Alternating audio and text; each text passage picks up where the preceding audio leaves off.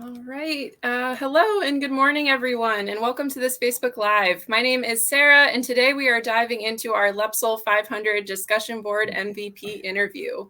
Thank you all so much for joining us today, whether you are here with us live or watching the replay. And with that, I'll hand things over to our Academic Director, Dr. Fritsvold, to interview our featured guest.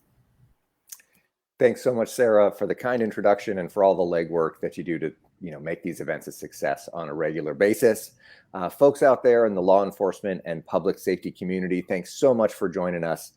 As noted, my name's Erik Fritsvold. I have the pleasure of serving as our founding faculty member and the director of our 100% online Master of Science degree in law enforcement and public safety leadership. Our goal here today, quite frankly, is to meet one of our rock star students and to give you a window to learn a bit more about our program through his lived experience and work-life balance and all the nuances that we're going to talk through. This is a particularly exciting interview because it recognizes probably the most prestigious recognition that our program has to offer. It's a peer-driven recognition, literally a true democracy, one person, one vote, most votes wins. And this person is recognized as the discussion board MVP, a person who brought vigor and insight and collaborated with colleagues on our interactive discussion boards in a way that really raises the bar for everyone and is the heartbeat of this program. So with that as the context, please join me in congratulating our LEPSL 500 Contemporary Issues Discussion Board MVP, a sergeant with the Sacramento Police Department, Zach Eaton. Sergeant Eaton, thanks so much for joining us. Huge congratulations, man. Thank you. Thank you very much for having me. I really appreciate the time, and quite honestly, I'm humbled by the recognition from my peers. Something I definitely wasn't expecting. Sometimes the best things, and it's pretty cool. You won this award in your very first course too, which we'll talk about here momentarily. So in my OCD ways here, Zach, I tried to organize our conversation chronologically as best I could. So maybe let's start here with a little background. If I'm understanding correctly, sir, you finished your undergraduate degree and transitioned right into the law enforcement profession. Was law enforcement a lifelong goal for you, or was it something that you kind of discovered along the way? No, it was a lifelong goal for me. My dad is actually a retired law enforcement professional himself. And I got the bug at the early age of about 4 years old to be a police officer. I used to dress up like my dad for Halloween.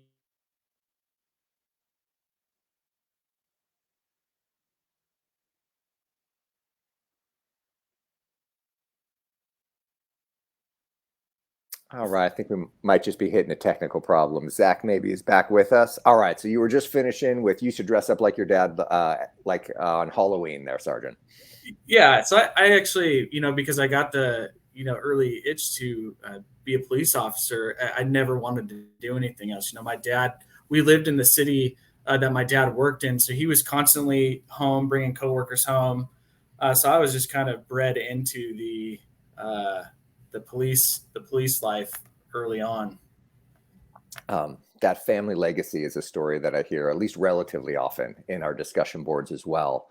So transitioning from that, as we mentioned, you're a sergeant up in Sacramento. How did you hear about the LEPSL program being from Northern California? Yeah, it's interesting. So I actually did my undergraduate degree at Pepperdine University. So obviously it's the same. It's a West Coast Conference school. So I've always been, first of all, thankful to be able to attend a West Coast Conference school and be able to attend private school. Worked really hard to be able to attend those academic schools. And so I've always looked to continue education there first. But when you're a police officer and you go through all these professional trainings, you guys actually do a really great job of advertising the program through those trainings. And so I remember seeing an ad for it. And I had known a couple people actually from our department who had been going through the program. One in particular, Lieutenant Brent Kaniuki, went through the program. Yes, sir. I actually saw his, I was just doing some research and I saw his testimonial online. And so I went and talked to him about the program, and he had nothing but great things to say about the program. And so that was really nice to have somebody who had been through the program kind of, pull back the curtain a little bit and tell you what it was really like. So for me, it was kind of a no-brainer once they saw, as a West Coast Conference school. And then the reputation, obviously, I mean, if you just go through and read the testimonials, I don't think I've read a bad testimonial, through the program. So, I've just in my second class and just going through the first class, I can't believe, people talk about it, but it's so practical to, especially as my position right now, I'm a PIO. I mean, we have to know a lot of different topics, and just going through the LEPSL 500 course about all the different topics related so much to my current job that I was literally just improving week by week. Wow. I really appreciate the kind words. And, to pull the curtain back a little bit, if we're asking for transparency in your profession, I'll give you a little transparency in ours. We've been so humbled by how this program's been received in the law enforcement community. Frankly, we did something innovative and didn't really know what to expect. And we're humbled to have such vigorous ambassadors. And I think something like 2 out of 3 of students who come into the program are referred by their friends and colleagues. So I guess our theory is, let's create, the world's best master's degree for law enforcement, take really good care of students, make our degree practical, and then hopefully they can carry that momentum to keep the program going. So I guess it's a quality first kind of mantra. Yeah. And just to add to that, I was actually looking at getting an MPA master's, public administration. As I was researching those degrees, I was looking at the course topics, and I'm the type of person that I really have to be interested in a topic to really be fully committed to it. And I just, through looking at the MPA topics, it just wasn't something that interested me. And then when I found the LEPSL program, I started looking at the topics of the course, and it all was just incredibly practical to what I know our executives do and what I know our chief does. So that was really a selling factor for me as well. Wow, that's fantastic. And I can say the team and I work really, really hard to keep our stuff cutting edge, relevant. We don't always hit the mark. We don't always get it right, but I think we got a pretty good batting average. So thinking about your transition into the program here, Sergeant, as noted, you earned this recognition in your very first course, which again is exceedingly rare. Like most students, you did your undergrad some time ago and then had some time off and returned to graduate school as a working professional. Can you talk to us a little bit about that transition? How was it after being away from the college environment for some time, and how did the onboarding go for you? Yeah, so I left college in 2009. So it'd been 13 years since I've been back in college and school. And quite honestly, I was intimidated by it. I was pretty nervous about onboarding again, because you get out of the academic life and into the professional world, and you're just not used to those things that you went through over a decade ago. So initially I was nervous, but honestly, I had some great advice from Lieutenant Kaniyuki in terms of the discussion boards and, certain things to help me kind of get reacclimated. So that was really nice up front, is talking to somebody who is in the program. But then it was more so just, reacclimating to figuring out a schedule that worked for me and making sure I was staying dedicated to the times I had carved out in my schedule to do the work. So, I think a big thing of it too is when you're going back into school, when you're an undergrad, you do a lot of topics that, maybe you're interested in and maybe you're not interested in. So you're kind of getting these different subjects. Whereas in the LEPSL program, I found myself in the week 2, I'm like, this is super fun. I really enjoy being able to share my opinions and hearing from the classmates, kind of the stuff that they're seeing and the reasons, because you always wonder what's going on in other jurisdictions as a law enforcement officer. In this program, it opens those conversation avenues for that to happen. And to be quite honest, that's my favorite part of the program too, is students, different roles, different responsibilities, different types of agencies across the United States. Sometimes the challenges and opportunities are strikingly similar. Sometimes there's notable contrasts. It is so interesting to hear someone in California talk about transparency legislation and mandatory records release legislation, and someone in a state where that hasn't happened yet or might not happen is pretty wide-eyed and trying to soak it in as much as possible.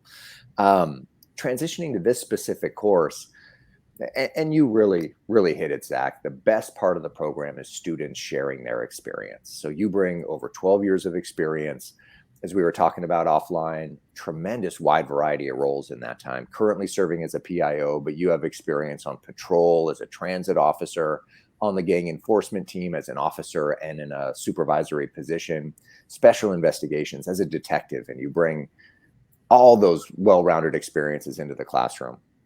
So that's part one.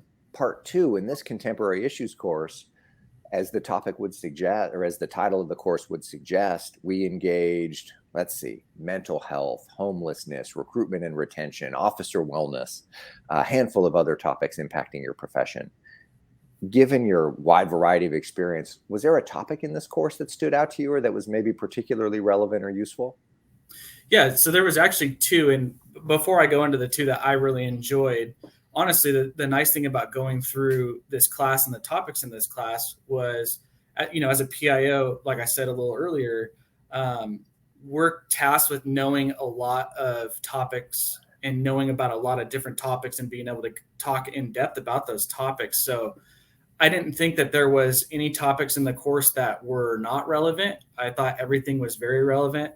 But the two that I would touch on that I really enjoyed, one being the mental health and the homelessness topic, only because, we have some challenges in Sacramento related to the homeless topic. So being able to learn some different things about, what a point in time count is and when that's conducted, and just, learning how different aspects of our homeless populations are tracked and things like that were really eye-opening, and to really dive deep to get to talk and see about, not only what are the other departments doing, but what are they doing in other states, and what are some of the other ideas out there that we can bring back to our departments to try and implement in our community, was really, really nice to see. So I really enjoyed the homelessness topic because it really is not a topic that I was well versed in before I was a PIO. So I definitely was able to learn a lot in that aspect from fellow classmates. And then the other topic that, I think we've done a good job talking about in law enforcement recently, but we're continuing to get better at, is the officer wellness piece. Learning about suicide rates and how they've gone up amongst our officers, it was really alarming. Honestly, it was not something that I was aware of. So kind of talking through different wellness programs and seeing what other people were doing was really important, because if our officers are not well, we can't serve our communities well. And it's just that simple. So I really enjoyed the eye-opening experience working through the officer wellness piece of that. Wow. I also found that topic particularly impactful, and we're so fortunate to have, in this case, it's a LEPSL student and LEPSL faculty, Chief Neil Gang out of Panola Police Department and Chief Jennifer Tejada, retired out of Emeryville, who are advocates and cutting edge experts on officer wellness and suicide prevention. And we're just so fortunate to have, expertise at that level to lean on, who are really, boots on the ground doing something really proactive on a, terribly challenging issue. So that resonated with me as well here, Zach. So thinking more broadly about the program, you're a discussion board MVP. Can you tell our viewers and listeners a little bit more about the discussion boards? What was your experience like? Yeah, so the discussion board was an interesting thing for me. It was the first time I'd really ever participated in an academic class where all your discussions with your other classmates is through text, basically. So you're reading and reading and reading. But honestly, it's really nice because you can form your opinions a little bit better, I feel like, and you can cite your sources as you work through. So I really enjoyed talking about topics and then sharing, I relate a lot of stuff back to being a PIO, is you're constantly in the news and you're constantly following the news. So we would talk about a topic in the class, and I would go find the article and paste it in my discussion board post so everybody could read where I was drawing my opinions from or where I was pulling statistics from. But I really enjoyed the discussion board topics. I mean, people are they're very open on them, more so than I thought that they would be. And I enjoyed the disagreements between people, and the disagreements never got to the point of being disrespectful or, shooting people down and getting to that level, but it was just a healthy professional conversation. Was really nice to see. I really enjoyed the discussion boards. I have like a system set up basically that allows me to kind of move through the discussion boards and, being engaged and being involved, that seemed to work in this class for sure. So the discussion boards are amazing because, it's not only you can see what people are thinking, but you're networking too. So even if you're in a discussion board and it's not the appropriate place to put more information, you can connect with people offline so you can continue to talk about these topics, which is actually something that happened to me in this class. Oh, that's fantastic. I look forward to circling back there. I think what's unique about the discussion board is you're with similarly situated professionals, but outside your agencies. So maybe it's, in academia, we'd use this term safe space. It's a forum where people can be a bit more candid and have real discussions. And what we so appreciate about, students like yourself and frankly, all LEPSL students is I get the sense on the discussion boards, they're not just doing their post to check the box, earn the grade, and move forward. People are really trying to soak it in and engage far beyond course requirements. And I think that's really the heartbeat of our program. We're in debt to students like yourself who make these conversations not just a grade, but real life, applicable, valuable. So, it's students like you that are really carrying the torch for the program, and we appreciate it.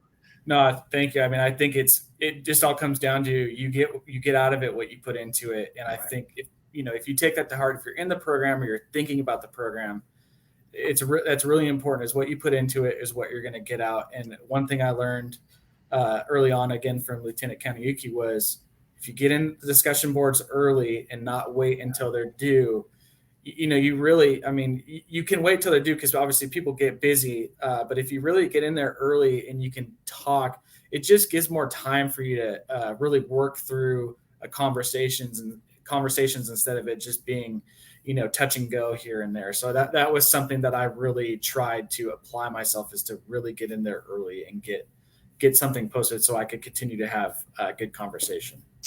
That's sage advice from Brent. And I will say, if memory serves, I think I know I had him I served as his professor on more than one occasion. And I think we used his work as an example for the whole program on more than one occasion as well. So a great person to be getting some advice from.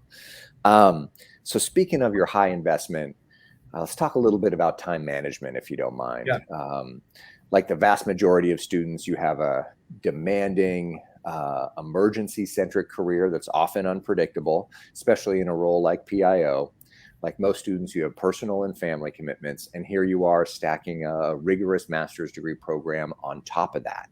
Can you talk to students and our viewers a little bit about that balance? How did you carve it out? Because we want you to thrive, professionally, personally, and in the program all at the same time. How can that be done? Yeah. So, well, first of all, there's a couple things. I'd like to firstly say I have an amazing wife who allows me to the freedom to really work at this. And she knows that there's certain things that are very important to me. And she really gives me the time to go through and achieve my goals, really. And so she's really been awesome. I have great coworkers and a great team that I work with that, help take some of the everyday load off of me. So when when it's time to do schoolwork, they're really great at helping me out and doing that. But honestly, there's a lot of foresight in this program. So it's looking ahead. So if you're one, you need to be organized, right? Because living as a PIO and doing this program on top of home life and my wife has been fighting breast cancer for the last year, yes, which I know about, Dr. Fritsvold. So it's been a challenging year, but I don't say that for sympathy, but I say that for it can be done. And if you just are organized and you pick your times, like for me, I incorporate a lot of my work into my work days. So I'm coming to work early or I'm staying at work late. So it seems to me like a work day to get my professional work done and then to get my school work done all at the same time. It's really helped me have some free time too during the week where I'm not always bouncing from work to school. So I think it's just really carving out that time to look at your schedule and find those gaps to where you can do your schoolwork. But the other part about it is the professors are in this program, and so far in my experience, they are overly accommodating, and they've all reached out to me, and they know how busy I am in terms of my current role, and they've said, if you get busy, please just let us know and we will work with you. And to me, that's nice, because I know if I haven't gotten to my paper on a Saturday and it's due Monday and we have something come out on a weekend where I'm going to be working for the next couple of days, it's very nice knowing that that's not going to be held against me, because the program understands that we're working professionals and we have jobs. Absolutely. I'm really happy to hear you say that. And first, great that you have such a great support system, at home and at work. And, our thoughts and prayers continue to be with your wife for a speedy recovery. It looks like everything's trending really positive. So really happy to hear that. Thank you. That's fantastic. And I will say, we're so proud of our faculty team for not only being accommodating, but as you know, our faculty have walked in your shoes. They've literally been in very similar positions throughout their career. So because they're academic practitioners and they have the law enforcement or military or attorney background, they're not just supporting you in some symbolic way. Many of them are still working and facing those same challenges themselves. So, in our faculty trainings, I find myself saying, we're a family first program. I'm trying to prioritize my family. We hope you do the same. Our faculty do the same. And good to hear we're delivering on that, at least to some extent. So family first, that's our phrase. Very well. Well, Zach, I get to embarrass you here a little bit. This is my favorite part. When students vote for a discussion board MVP, they not only cast their numerical vote, but they provide a brief rationale. As I was reviewing the many votes that you received, here are some of the themes that jumped out about your work on the discussion board. Students cited your consistent high level of engagement, your responsiveness, the insight, and I found it striking. A few of your peers noted you not only posted responses, but also asked for more information and asked questions and solicited information from your peers, which I thought was really cool. One student wrote, quote, "He was engaged, prompt, responsive, took comments in his replies seriously, and offered offline advice and help when asked." I know that's something you mentioned earlier. Can you talk a little bit how you connected beyond the classroom? Yeah, we were talking about some recruiting. We were on recruiting and retention topics, which is obviously one of the main, if not the main topic in law enforcement right now. Absolutely. As it relates to challenges, as you know, for agencies. And we had talked about some of the strategies that we had implemented here at Sac PD. And I gave an overview of those programs, and I had a couple students actually reach out to me about the programs themselves. And we actually talked offline and gave a breakdown of exactly what we were doing, the types of programs that we were implementing, and, just making that connection and reaching out to, help other departments get better too. Because, in law enforcement, we're all one big family anyway, right? So we're all relying on each other to help make each other better, and we're learning from each other's experiences. And, first of all, I really appreciate the comments that the peers said of me, because like I told you before, when you emailed me, I was just hoping to pass the class, I was just hoping to achieve a passing grade. So I appreciate the comments that were said. But honestly, it again comes down to, you get out of the program what you put into it. Yeah. And I try to ask a lot of questions because I'm here to learn, really. I'm not one of those people that tries to think I have all the answers. I still consider myself kind of a rookie in this career. So it's nice to hear from captains and from people who've been doing the job for 25 plus years, offering their ideas. You can't help but ask questions, and it's the perfect place to do it. Oh, that's fantastic. And first, that camaraderie comes through loud and clear, and it's really striking. As an outsider looking into your profession, it's really, really striking. I mean, in academia, we often have strong bonds within our department, but it's nothing that even comes close to approximating the clear dedication to collaboration and mutual respect that comes through in the classroom, which is so cool. Just, again, just looking into your profession, it's something I wish we had more of on our side of the desk. And I will say, I've also been told by that 25-year captain that it's great to have a second year, custody deputy or someone who's new to patrol, because it helps them reorient themselves. Maybe they haven't been in a field situation in a couple of decades. It helps them reorient to the frontline challenges. So I think we get the benefit of experience and also the benefit of people in roles that maybe that captain doesn't get to interface with every day. So I hope that diversity really adds value. Zach, kind of as we wrap up here, any final thoughts for the law enforcement community out there? Well, like I said, first of all, again, I'm very humbled to be called an MVP on the discussion boards. Honestly, I was just trying to give a true effort into the program. And, as I discussed before, the cool thing about this program is I had to put off starting my program because of my wife's health situation, and they were nothing but accommodating to me. And I can't thank them enough. And for any of the people out there that are watching, that are considering getting into this program, and you're in law enforcement or you're in public safety, I have nothing but great things to say about the program. I'm very early in the program. I'm having a lot of fun being in the program. And I'm just having a lot of fun learning all the things that I don't know. So, Dr. Fritsvold, keep doing what you guys are doing. You guys have really hit the nail on the head here. I mean, and I say that genuinely. You guys are doing an awesome job, and I look forward to my classes every week and looking forward to what comes next. And that's fantastic. And again, so glad that we, our frontline team, our faculty, everybody rallied together, took good care of you and your family. That's what's most important to us. And the best thing, I appreciate the kind words about the curriculum, but the best thing we do is listen to students. I will say that this was challenging at first because we didn't have the relationships now, but now we have something like 950 current students and alumni all across the country. When there's a mental health topic coming up and we're not sure what substance to put in there, we at least know the right people to ask who have some experience. We can bring those voices in. So the burden of being discussion board MVP is that inevitably now in a few months, I'm going to be asking you questions about what we should be doing next and getting your input and guidance, if you don't mind. I'll give you an answer. I don't know if it'll be the right one, but I'll definitely give you an answer.